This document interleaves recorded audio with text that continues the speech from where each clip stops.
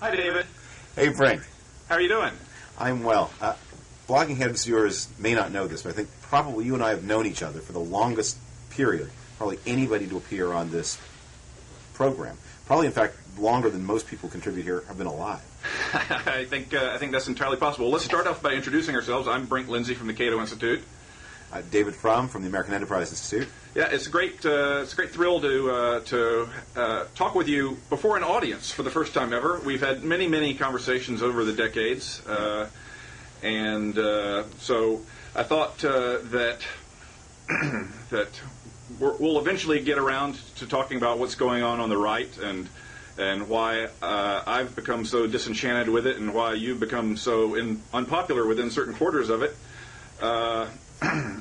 But to get there, I thought the unifying theme is why have we grown apart, and that will require some trips down memory lane of going back to when we met each other, and then even further back to an era the era we grew up in and have both written about. But grown apart ideologically, not personally.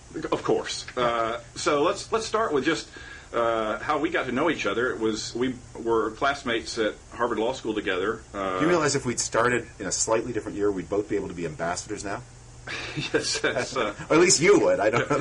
That's maybe, but no, you're right. So we started in the fall of 1984, and we were in the same section, which Harvard Law School is a big place. But if you're in the same section, you have virtually all the same classes together. So we got to know each other that year, and in particular, I recall.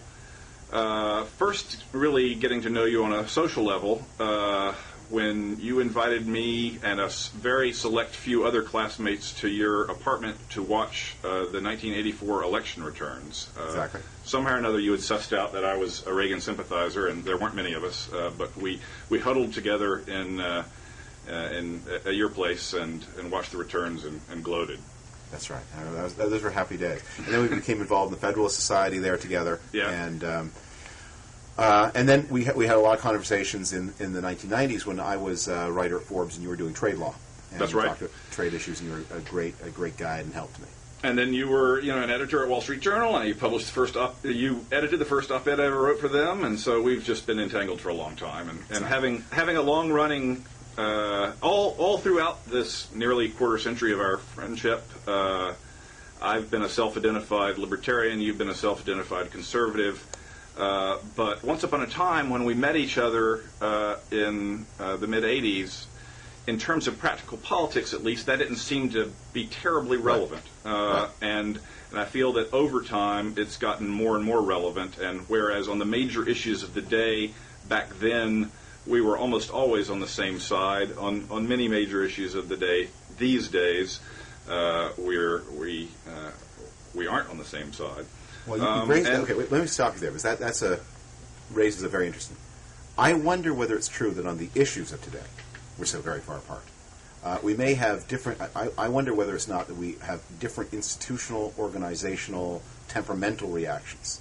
But if we were to do like a checklist, a multiple choice quiz on 100 policy questions. How right. different? Whether our differences would be really any greater than they were in 1987 or so. I mean, yeah, that's a very interesting question. I would say that let me go through a couple of things that occurred to me when I was thinking about this. First, back then, both of us were defense hawks and immigration doves. Right. Since then, you turned into more of an immigration hawk in recent years. I've stayed dovish, and then in recent years, I've become dovish on defense and foreign policy issues, and you've stayed relatively hawkish. Okay, yes, but let's break that down. I mean, in terms of the practical decisions in front of the country on defense issues, I wonder how much we would disagree. Yeah. That, because it's obvious troops are coming out of Iraq. Right. And I think we're both happy that the surge worked, whether or not we Yes. Predicted that it would. Yes. And our vision of what would count as success in Iraq was probably pretty similar, and you probably would be more in line with my vision of what that means than with any of your more libertarian colleagues. I think that's right. I think Iraq has gotten muddied for everybody now. Once you get in, the question of how to make the best of things is a grayer question than whether to go in the first place. And of course, I supported going in the first place, and And I think now, in retrospect, that was not just a mistake, but a terrible mistake, and was a completely wrong-headed response to the post-9/11 situation. And I don't know. Again, you're right that maybe some of this is institutional affiliations and whatnot. But my sense is, and maybe the two of us sitting down in a room plotting things out together could come to a agreement. But my you sense, really come to hate the Republican Party as an institution. That's for sure. And to believe that it's unsalvageable, and you put a lot of faith in the hope that liberals can work more closely. Sorry, libertarians can work more closely together with post-Bob Rubin liberals. Well, yeah. So let's not move on to the institutional front yet. Let's stay on policy issues. Right now you're right. The whole neoconservative approach to the post 9/11 situation has been chastened, and so the kind of bold proposals and bold ideas that were current in 2002, 2003, most of those have been withdrawn. So I don't know if the two of us would have different attitudes about Iran, whether a military option is viable under any circumstances. I'm inclined to think it isn't. But just at any rate, in general orientation, I feel like a gap has opened up between us on defense and military issues that did not exist during the Cold War days. On social issues, I recall back in the 80s, the big social issue was abortion, and I don't know exactly what your position is, but I know that wasn't a huge priority for you, so we weren't divided by social issues back then. Whereas on gay marriage, stem cell research, I think the two of us have been on opposite sides of the fence. Yeah, that's right. I think that's right. But sure, the two of us could sit down in a room and plot out policy reforms that would make both of us happy, and it wouldn't be hard to reach consensus on. But our gangs have certainly drifted apart over time. Right. Yes. Well, part of this is this opens up many interesting avenues, and part of this is, my personal hope to reclaim you for the Republican Party, because and actually you are sort of one. When I think about some of the policy and political work I've been engaged in for the past couple of years, I mean, you're one of the people I think about. I think about Fareed Zakaria, another person yes. who's a good friend of mine, and we've had some differences. Some in his case. At one point, they did become a little personal, unfortunately. I think that's sort of behind us. But there are people who were, in 1987, absolute, would have identified themselves as, if not used the word conservative, would have been aligned with the conservative world, and now are not. And that's a measure of, I think, some of the problems that the conservative world has had. And you can see it showing up in the loss of support among the young, in the loss of support among the educated, which is something that I worry about a lot. The Republican Party historically was the dominant party among people with BAs. Democrats did better among people with more than a BA, but the Republican people with 4 years of higher education were a solid Republican bloc. Barack Obama just carried them by 10 points. Yeah, and then the astonishing stat that people with incomes of over $200,000 voted, majority voted for Obama. Right. That just absolutely has to be the first time anything like that has ever occurred. Although it's been trending that way. It has been trending that way, but this is still this is new. Well, why don't we start, since we began with by delighting our audience with our senile reminiscences? Why don't we? Let's go back before we met to the hazy, crazy 1970s, when we grew up.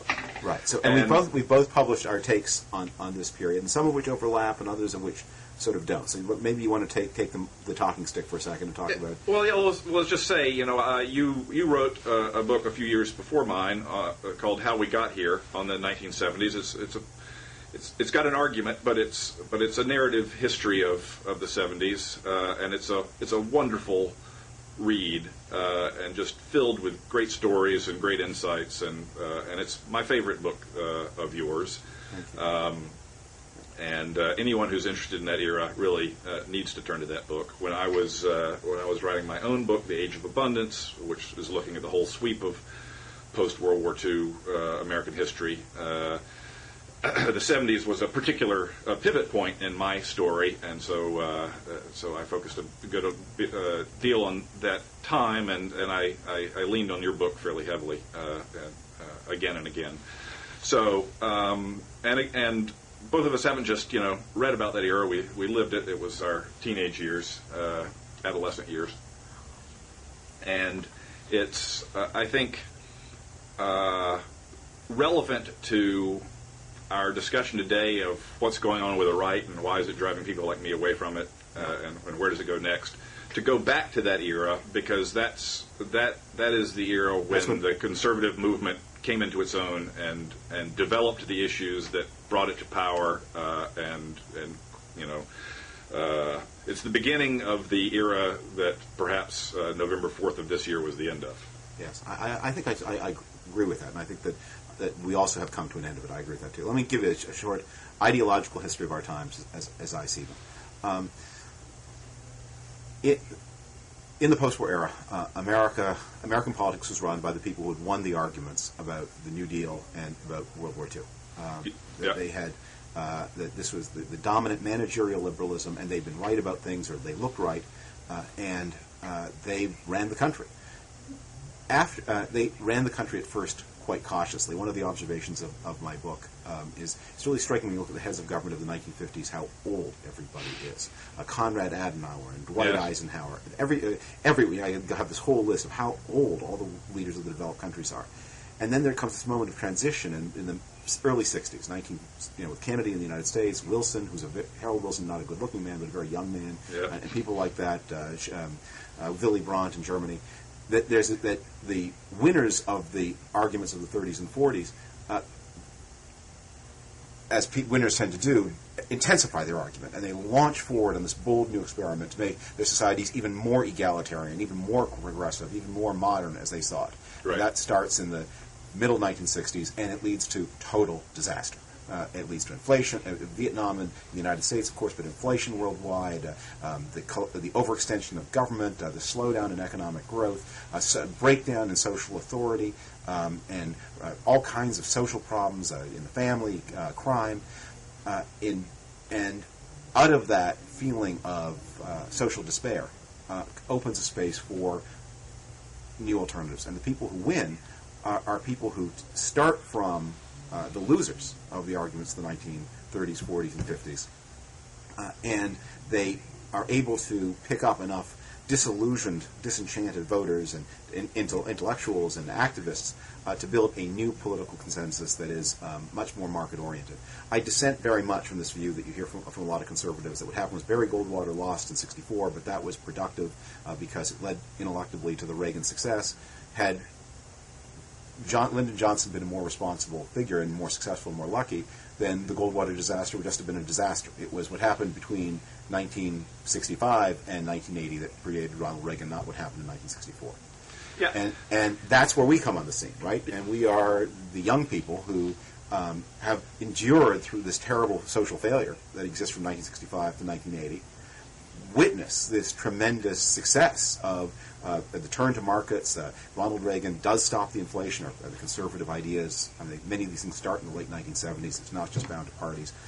But markets are deregulated, monetarist economics is resorted to, other kinds of innovations are adopted, and we move the societies of the Western world, the United States in particular, to a new equilibrium that is much more economically dynamic, faster growth. A lot of the social problems, one after another, crime most dramatically, takes a while, but they are brought in time into some kind of new equilibrium. And by the middle 1990s, the conservatives are about where the liberals were in 1964. They are the apogee of their confidence and prestige and certainty. Well, yeah, let me back up and give my own rival take, because I agree with big chunks of that. Certainly the political story, that the political leadership of the 60s failed to handle the challenges of that era, and that created the opening for the conservatives in the 70s. But I don't think they engineered those failures. I think that what they did is they failed to respond to deep convulsions in American society that weren't of their own making, and yes, in fact were the products of success. That in my telling, the advent of mass prosperity in the post-World War II era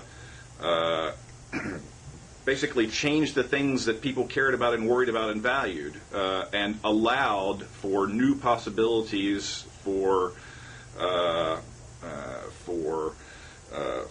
what people cared about, and for things that were possible in terms of the way society worked, that then gave rise to all kinds of kind of crazy radical excesses in exploring those possibilities. So you had the civil rights movement, you had feminism, so you had African Americans asserting themselves after centuries of oppression. You had women contesting the traditional sexual division of labor and the traditional suite of attitudes associated with that. You had new values come to the fore. As people are prosperous, they start caring about quality of life and the natural environment around them, so the environmental movement comes to the fore. And then when people can basically take their material needs, their basic material needs at least, more or less for granted, they start thinking about being happy and being fulfilled, and also about just pleasure. And so you see hedonism coming to the fore. It's happening in the 50s with Elvis and Playboy magazine, but it just bursts out radically in the 60s with sex, drugs, and rock and roll. So you have all of these social movements coming out of the successes of the post-war economy, but many of them then leading off into sort of radical and unsustainably radical and wrong-headedly radical manifestations. And the liberal or power structure of the time was not capable of drawing a line between where they stood and where the radicals stood. They sympathized with the direction of the 60s radicals, but sternly disapproved of their excesses. But because of their fundamental sympathy, then sort of middle America, the silent majority, those phrases came to the fore in the middle to late 60s. They did not see American liberalism as standing on their side anymore, and they did not see them as holding the line of the things that were good about America against these radical challenges. Basically, to regular folks in the United States, in the starting in the 65 or so and through the end of that decade, it looked like the country was just going crazy.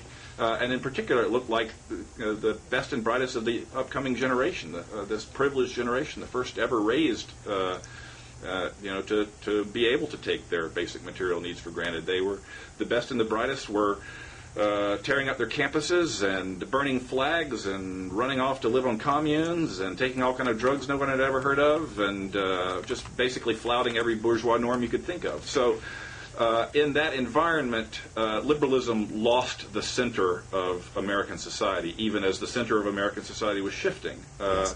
Let me interrupt you to read. I was doing something you're not supposed to do on Blogging Heads. I was looking up something online to pull up a quote that I cite from in the 70s book that is just my favorite quote about what happened politically. Yep. From a wonderful book called Canarsie by a Yale anthropologist named Jonathan Ryder, who used to live in Canarsie, which was the neighborhood beside Kennedy Airport. Okay. A neighborhood populated by basically municipal workers of the city of New York, heavily Jewish, heavily Italian, teachers, social workers, welfare workers.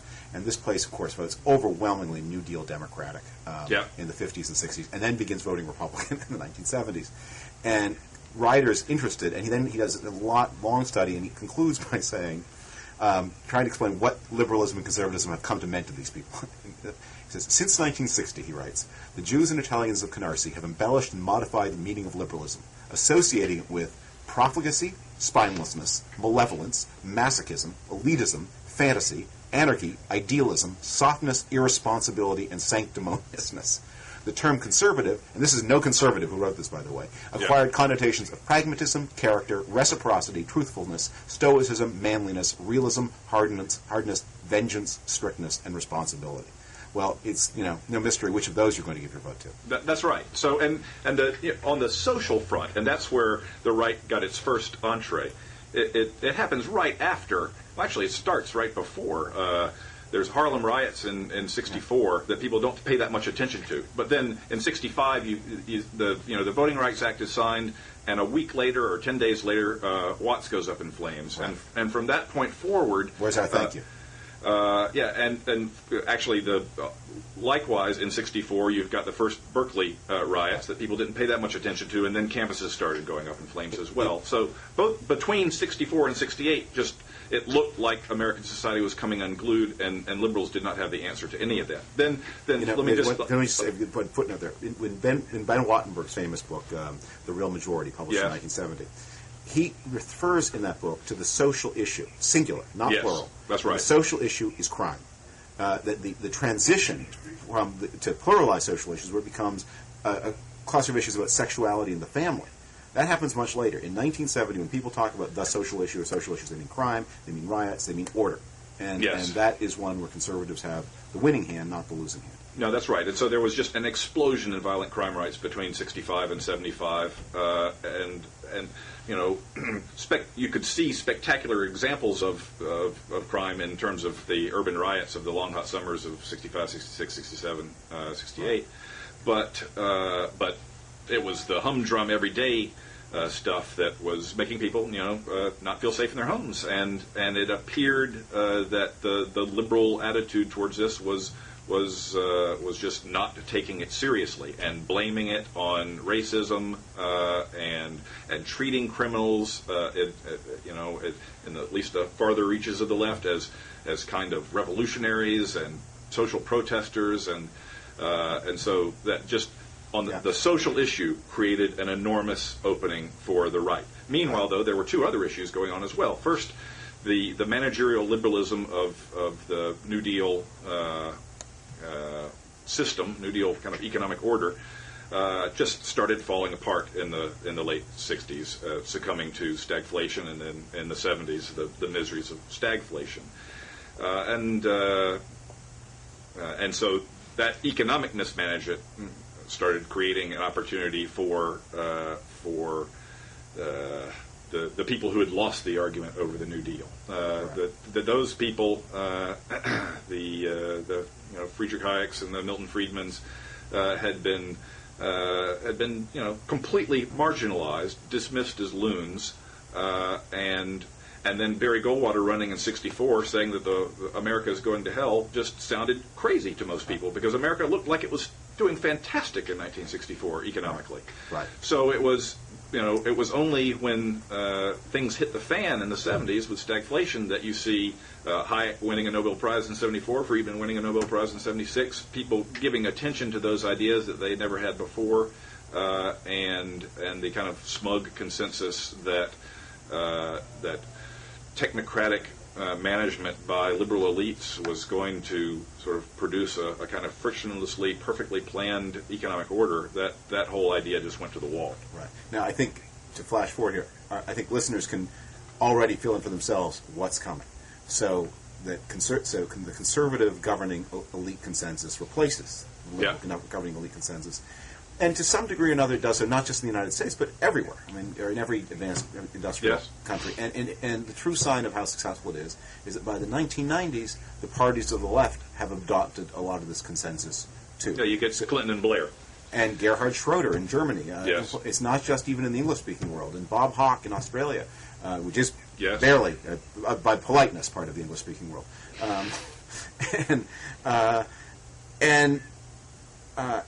So we have this apogee, and probably 1995.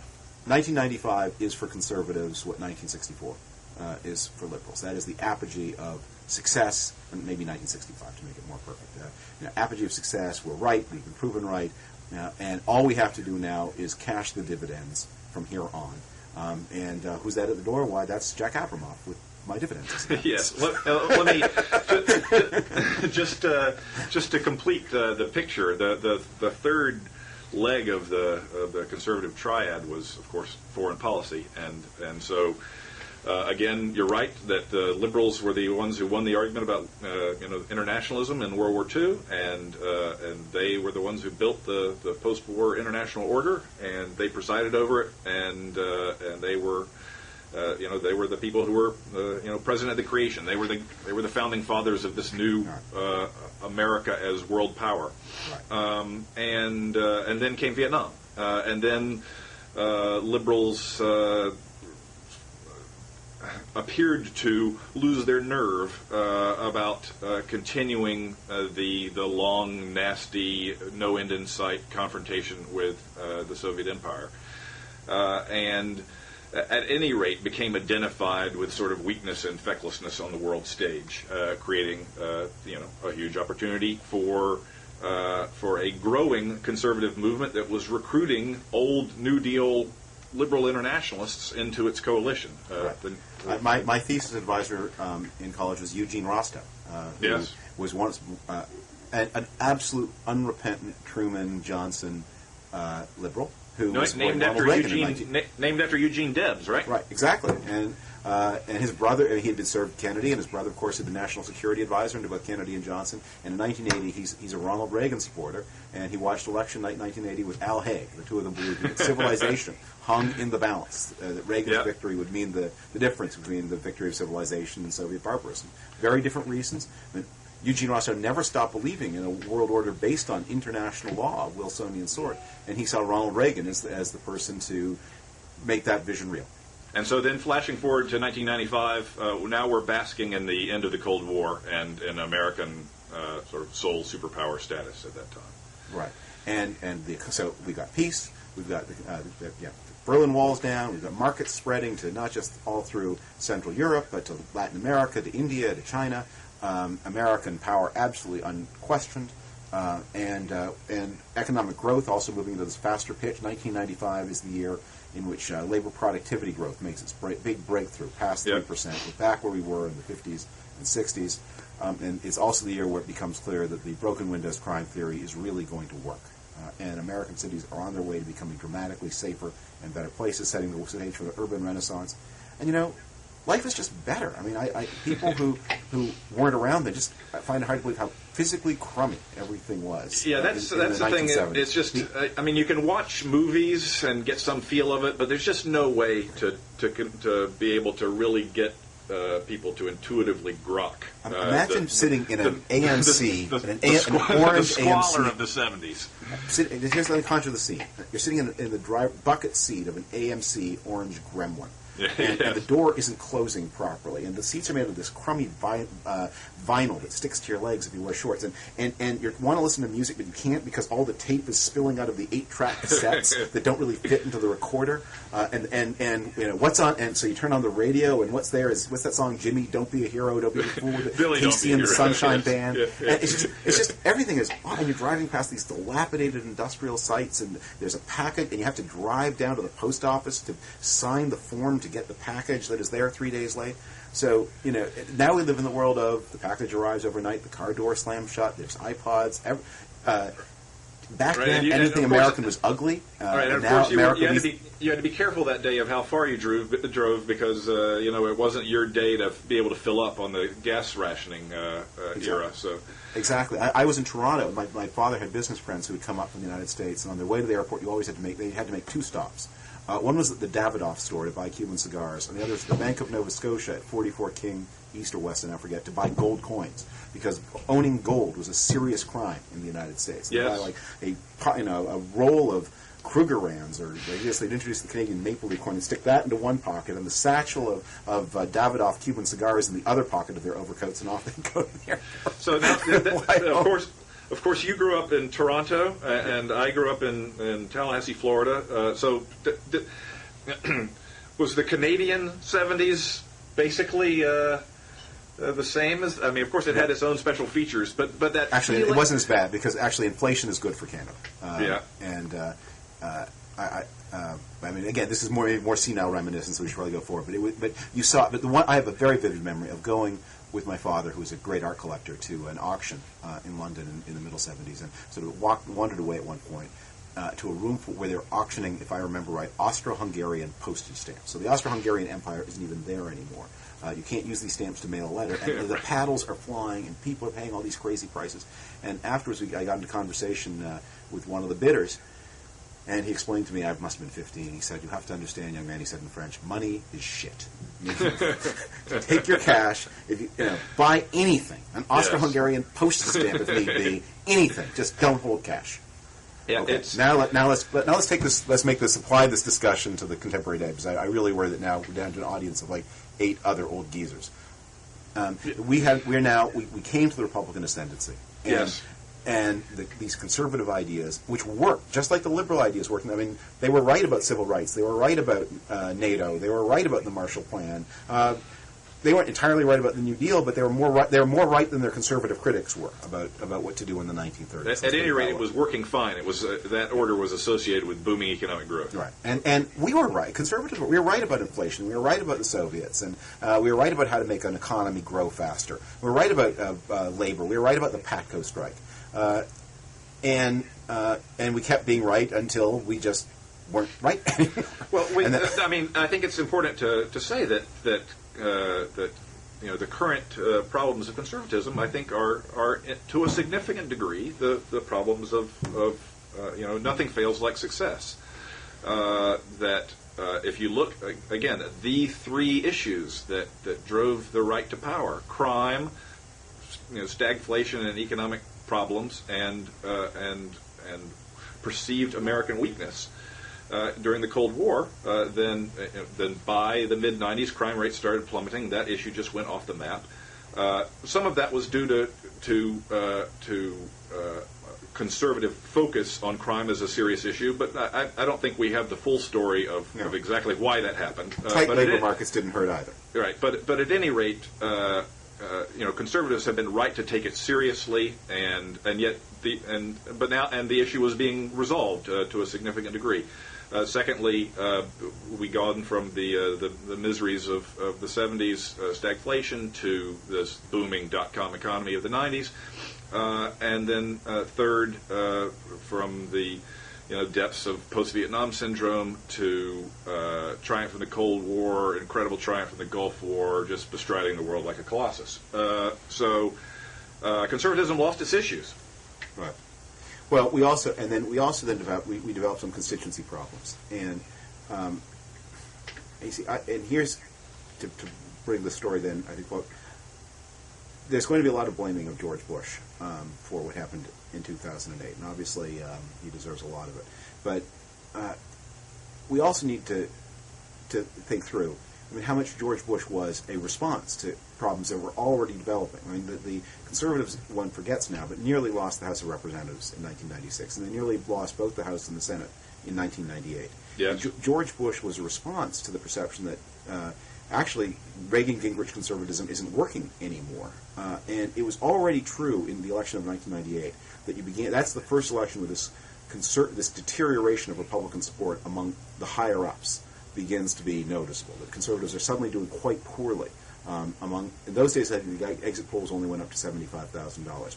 But in the over 75,000 group, conservatives are suddenly doing poorly. They're having trouble in a lot of places like Connecticut, where the Republican Party used to be the dominant party. Right. And George Bush has this answer. Well, what I'm going to do is I'm going to actually sort of write off a large part of upper income in America. I'm going to have a tax cut to try to hold on to them, but I'm going to seek growth with a new emphasis on religiosity to try to appeal to expand my vote among less educated whites, not poor. I mean, one of the core voter whom the Bush people targeted was the non-college but also non-poor. Right. And I'm going to try to reach Hispanics with my new immigration policy. And that was a strategic decision that didn't quite put him over the line in 2000, but he got by on points. Yes. And one of the things I think people don't appreciate enough is the power of over the whole shape of the administration over that narrow win. Because it meant that George Bush, whose instinct was always to reach out politically, could never do so, because that would be a confession of weakness. I mean, if he'd won 53% of the vote, he could then make all kinds of concessions to Democrats. But from his point of view, I don't endorse this view, but this is how he saw it, I think. Having failed to win the popular vote, any concession to Democrats was an admission that he was not the rightful president. And they were right and he was wrong, and that he had to kind of woo them. And that made him much more rigid, I think, than... I can't speak for Vice President Cheney, but much more rigid in a political way than it was the president's instinct and nature to be. Then comes 9/11, and that's his moment but he doesn't have the flexibility to say, look, this is my mandate, 9/11, this is my moment to rebuild the base of my government. And instead they continue to run this very politically oriented domestic policy that then starts ignoring a lot of gathering economic issues, because this more dynamic economy that we've created tends to concentrate its biggest rewards on the people who are the biggest winners in the global economy. So you get an inequality problem. The healthcare issue begins to become go wrong, and the reformation of the Republican Party as a party of non-poor but not so educated voters means that we are now buying into a lot of social issues that are increasingly alien and even frightening to suburban voters, and that the party suddenly looks like a party that is culturally alien from the point of view of a lot of people who have been very traditional Republicans. Yeah, I think that's right. And then, so what's going on at the same time is what's happening on the other side of the aisle is Democrats through all kinds of internal squabbling and during in the 80s and racking up terrible losses during the 80s. You get this insurgent group, the Democratic Leadership Council, that's trying to reform the Democratic Party and substantially succeeds in reconciling the Democratic Party to much of the Reaganite turn. Actually, it's the Carter-Reagan turn. A lot of the economic deregulation that transformed the American economy started in the late 70s under the Carter administration. Well, Carter, the most important part, he had his role was kind of ambiguous. Like some of the most important things, like natural gas, he eventually signed, but he'd opposed it every step of the way. No, I'm not going to give Jimmy Carter the credit, okay. but the Carter administration. But the Carter administration and right. Brookings Institution sure. economists joining with Stephen Breyer. economists. Stephen Breyer is the main architect of airline deregulation. He was the aide for Teddy Kennedy, who pushed through airline deregulation. Teddy Kennedy, working with Ralph Nader, also pushed through trucking deregulation. It was very much of a trans-ideological, bipartisan effort. This sweeping economic deregulation, the removal of all of these price and entry controls that had previously just stifled competition in the transportation sector, in the energy sector, in communications. We used to regulate the interest rates on checking accounts. But yes. All right, let's take this, because we don't have much time left. Apply this to the politics of now. Yeah. Because what we now have is my formula for this is, in the wake of all the things we've described, that the suburban voters, who used to be the bedrock of the Republican Party, now look at the world and they see a Democratic Party that is no longer a threat to their money, but a Republican Party that they feel is a threat to their values. And they can afford to vote Democratic. It's safe to vote Democratic. And meanwhile, the Republicans look threatening. And I don't blame Sarah Palin for what happened in November, but she sort of symbolizes a party that has decided we just don't care about making the government work anymore. That's not... that so long as your heart is in the right place, so long as you have the right values, so long as you're a good Christian, so long as you don't kill babies, anybody can run the U.S. government. How difficult can it be? Right. It's conservative identity politics. One of ours. One of ours. And how hard can it be? And I thought that I remember going through this in the Harriet Miers battle, where again people would say, it's better, that there are hundreds of thousands of people who can be a Supreme Court justice. And right. So anyone who wrote me that email has never looked at the ERISA statute, is all I can say. It's a little trickier to be a Supreme Court justice. The clerks, the clerks give you the answers, but you have to pick the clerks. Yeah. So here we are, and what I worry about is I do care about this party as an institution, and because ultimately I don't trust the Democrats' instincts. I mean, if I thought you were right, that there was that what happened to the Democrats in the 90s was permanent, that they really had their heart, they really had absorbed the free market message, then I would think your solutions I would find, I don't think I'd ever find them tempting, because I think I'm just more of a party guy than you, but I think they would be more likely to yield a happy ending than you do. But there's no question that on our side of the aisle we have a big problem. We have a party that is not a party that is serious about government. We have a party that is trying to squeeze more and more of a share of the vote out of an ever-declining sector of those non-poor, non-college white voters. And it's hard to see, and whose leaders refuse to accept the need for change. I mean, Rush Limbaugh, who I think represents a lot of people, obviously, is on the air every day saying, we did it in 1980, we did it in 1994, we have to do it again. I call it say it louder conservatism. And if the public is not accepting your message, it's clearly because you haven't said it loudly enough. So you have to say it again, but louder, more forcefully, and then they'll agree you're right. Yeah, let me just say, I'm not an enthusiast for the Democratic Party. I don't agree with almost any of its domestic policy initiatives.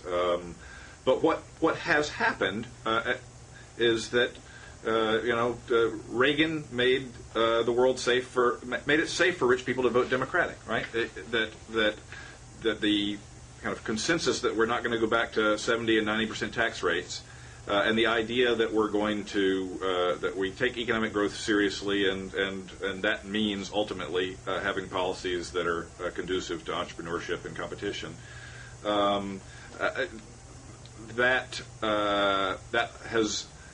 That's gone on. That Democrats, at least during the Clinton era, bought into all of that.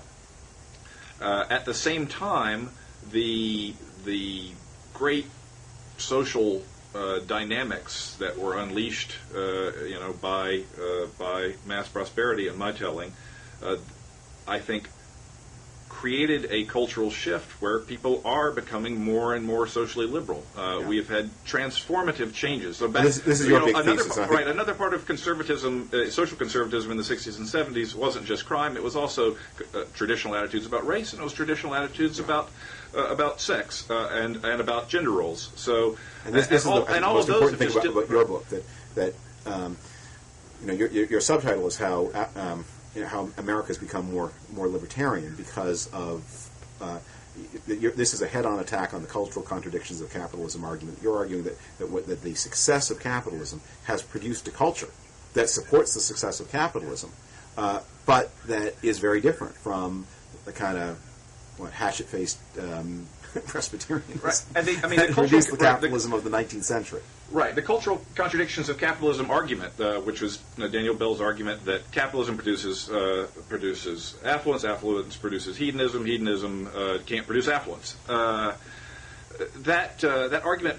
looked quite plausible during the 70s when everything seemed to be falling apart, and these new values seemed to be destructive values, and they did not seem consistent with basic social order. But by the mid-90s, things looked very different. It did seem that these liberal values worked. The country had shifted dramatically to the left on race and on sex and on gender roles, and just generally on kind of what American national identity meant, from a very waspy notion to a much more cosmopolitan notion.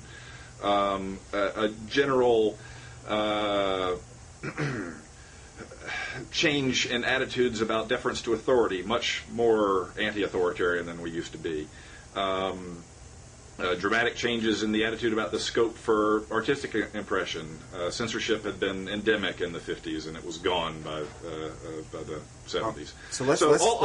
All of these things had changed, and the college-educated, country club Republican type completely bought into all of these changes, and when they saw a Republican Party defining social conservatism not as the center against a radical left, but a kind of rear guard, Joe Sixpack contingent, seething with resentment at people who they think they're better than they are, then they're just completely turned off by it. So basically, the center shifted. The Republican Party and the conservative movement lost the center of American society. All right. So here's what I'm going to spend the next 4 years doing.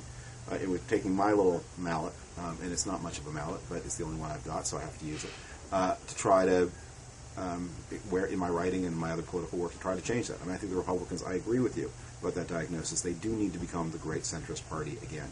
In many ways, they are the more natural candidate for that role, and I'll leave the reasons for that because we've only got a few minutes left. But that's the work we have to do, and that means for Republicans, it means not in any particular order, but it means we have to have an environmental policy. I mean, that one of the things you learn from Canada is when commodity prices go up, it's the prelude to them going down. So to say, have people chanting at your convention, drill, baby, drill, in order to responding to a commodity peak that is already passing in September of 2008, it's already perceptibly passing. You respond to that by, at a moment of receptivity, pounding into the public mind that you are a party that has no response to environmental issues other than to drill for oil in as many places as possible. That's very lethal, I think.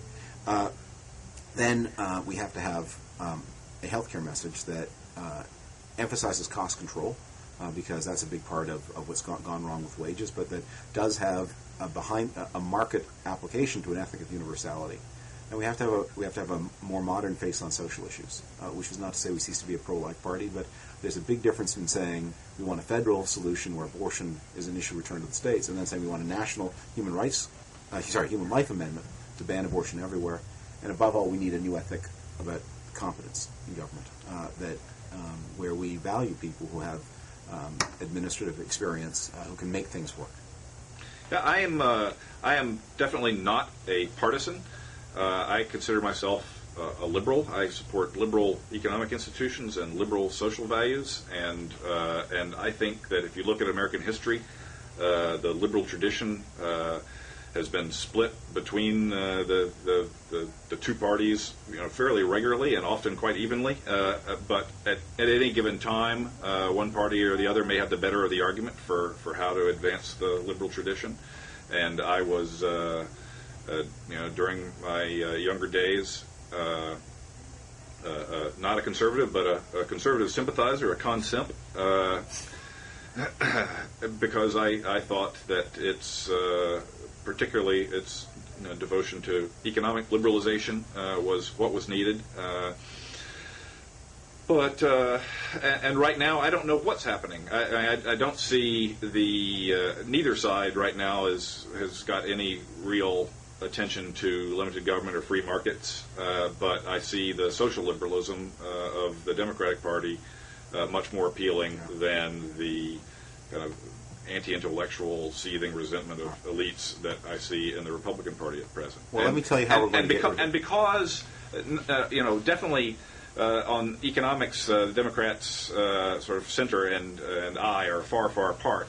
The fact is that people like me, people who think markets work and who generally think a life in business is a good way to spend a life, and that the American business sector is a creative and potent contributor to many, many good things in life, and really the source of most of what is good in American life, but by producing prosperity.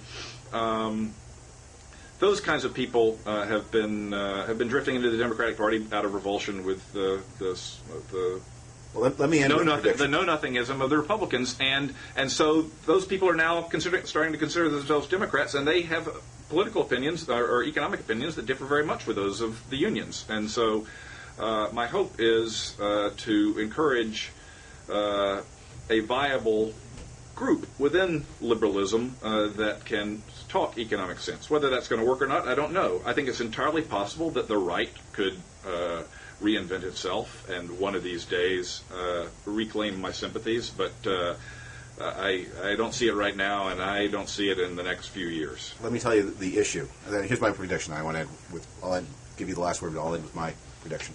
How the issue that is going to be the acid test that determines whether we get you and people like you back, and that is how the Democratic Party uses the extraordinary grant of power that has been given to it by the simultaneous win of the House, Senate, and the presidency at a time when the U.S. government is in command of the American financial system. Yes. Will they use that power for economic ends, or will they succumb to the temptation to riddle this bailout with special favors for special interests? Will they use it to reward unions, to have affirmative action in public contracting, and actually in private contracting now? Will they favor certain regions over other regions? I believe they will flunk all of those tests. If I'm wrong about that, well, then they deserve power. But if I am right, and I fear I will be, then I think we begin to see how the Republican and conservative road to renewal will open. You mentioned that you were a liberal, and there's one, but I find in my dotage myself more and more fascinated by the mugwumps and the progressives, not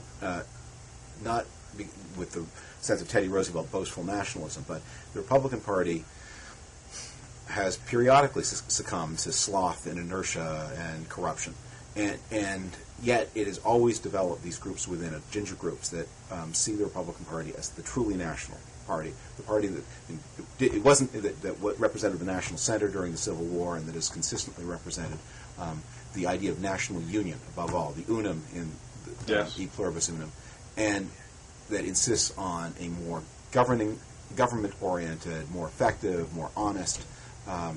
And the knock on these people has been that they're elitist, and there's some truth to that. But elites are necessary in politics, and those are the people. I'm sort of thinking about maybe writing a book about them. I'm becoming increasingly interested in them, and I think from their experience, their mistakes too, because they made lots of them. We have much to learn. Yeah, I don't hold out high hopes for economic policy making in the next few years. On the other hand, it's hard to see the Republican Party of recent years being the cure for what ails. Its economic stewardship wasn't so hot, and its stewardship of the ideals of limited government and free markets was miserable. So I feel forlorn right now about economic policy making, but we'll both keep trying, and we'll both keep chatting with each other and talking with each other and trying to sway each other. And it was great fun doing it today on Blogging Heads. Thank you, Brink. Good. All right. Talk to you soon.